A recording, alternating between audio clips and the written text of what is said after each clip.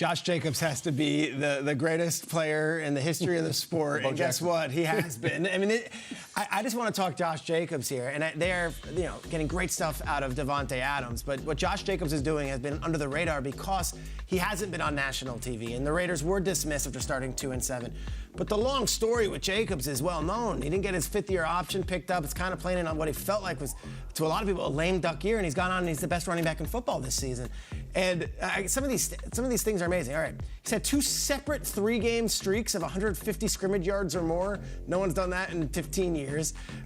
He leads the NFL in accounting for 87% of this team's rushing yards, meaning every time they hand the ball off or they run the ball, it's him.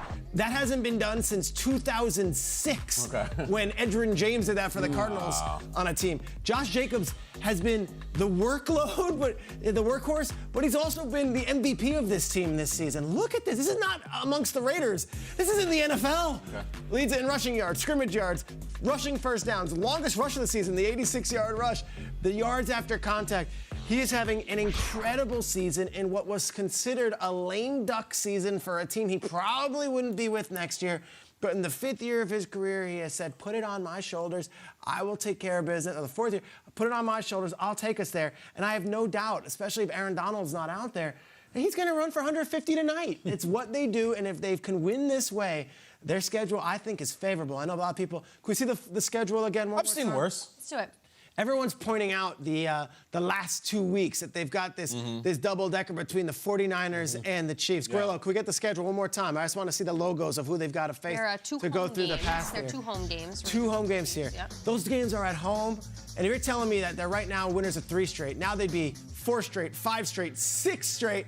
Going into the Niners and Chiefs, the Niners and Chiefs might not be playing for division titles. They might be thinking about, what?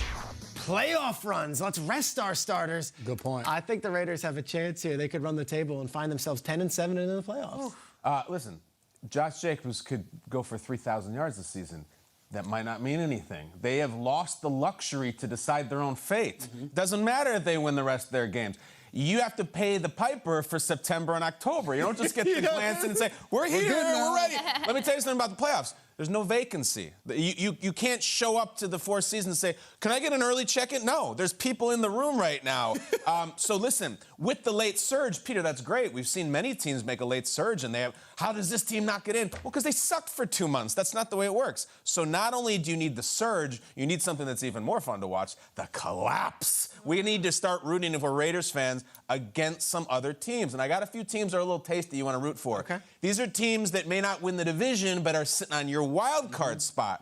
So right now, if you're the Raiders fans, you hate the Jets, you hate the Chargers, and I'll tell you something, the Ravens are feeling pretty tasty right now as a team that's not maybe playing its best ball and their quarterback's hurt. You need to watch those games every single week. Josh Jacobs could be Josh Jacobs and Crosby and Davante, and it's nothing. You don't get to get in. Think about last year, all right?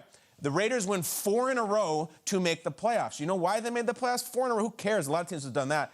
Because the Chargers lost 3 out of 4. The Chargers were sitting at 8-5, and oh my God, Justin Herbert could win the whole thing, and they collapsed. There is no we punched our ticket week 18 unless somebody chokes their butt off. And I'm looking at Ravens, Jets, and Chargers. I'm not saying they're going to. I'm saying those are the teams. Raiders now, you're fans of the Chargers losing, Jets, Ravens. That's what you're rooting for every Sunday. That's it. Got to have it. It only works with one way. You're spot on with that, no doubt about it. And they just beat the Chargers, and one of the guys that really helped do that was Chandler Jones, a guy that they paid to come over this offseason and hadn't had the greatest of years so far this season, had a half a sack going into this game, and then he shows up AFC Player of the Week. 3 sacks, 5 quarterback hits, has a pass breakup to cause a turnover on downs in that game. Chandler Jones, first weeks 1 through 11, 13 QB hurries.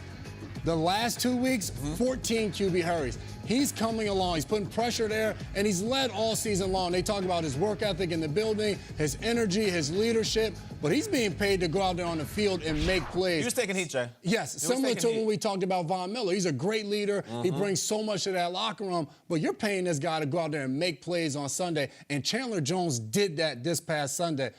Josh Jacobs, Davante Adams, they have been amazing this year. Derek Carr is getting those guys the ball. they need more out of Chandler Jones. And if they continue to get that level of production, along with what Max Crosby has already been doing this season, I think they have a chance, but they're going to need him to continue to step up and have big games. It is interesting to look down the stretch at their schedule because a few teams that they play, I think, are going to be very desperate. And I focus on the defense as well, particularly in stopping the run, because desperation sometimes breeds results. Going against the Patriots, Ramondre Stevenson, got to stop the run. Najee Harris and the Steelers, that's another team that can nip at your ears.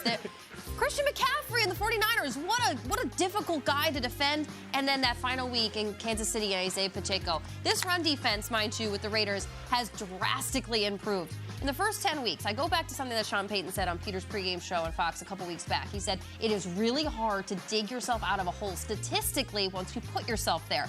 Unless you're the Raiders' run defense. In the first 10 weeks, they were 21st in the NFL. They were allowing 126 yards per game. In the last 3 weeks, 77. They got that number down to. That is third in the NFL. Now, that's only 3 weeks compared to the first 10. But if you're going to do it, that's the way to do it, is stop teams in their tracks from running the ball. And those running backs they're going to face down the stretch, Stevenson, Najee Harris, CMC, and Pacheco, if you can do that, you might find yourself a room at the Ritz. Is it not amazing? The Raiders lost to Jeff Saturday in his first game with the Colts, and it was just like... It was done. Done. And now here we are, bailed. whole segment, talking about the Raiders and their chances of making a playoff. Well, it's because maybe we'll look like doofuses. I don't know. It's a fairy tale. Like it was his tomorrow. If they lose to the Rams tonight, right? They were 2-7, and their only wins were over the Broncos and the Texans. And got shut out. I think part of our allure of this is that, like, it's the silver and black, and it's the Raiders, and they have really good players. It's probably a fairy tale, and it's their own fault if they don't get him. True. And you're over there wishing for teams to collapse. If I'm a Raiders fan, these are the teams to watch. I like that take. I'm giving you guys a hit I've list. had that feeling at the end of the season. Please lose. Yep. Being on a plane ride home, we beat the Texans, and I think it was the Jets we needed to win. They lose. It's like, oh, season's over, guys. Okay, It's not up to you. Yeah.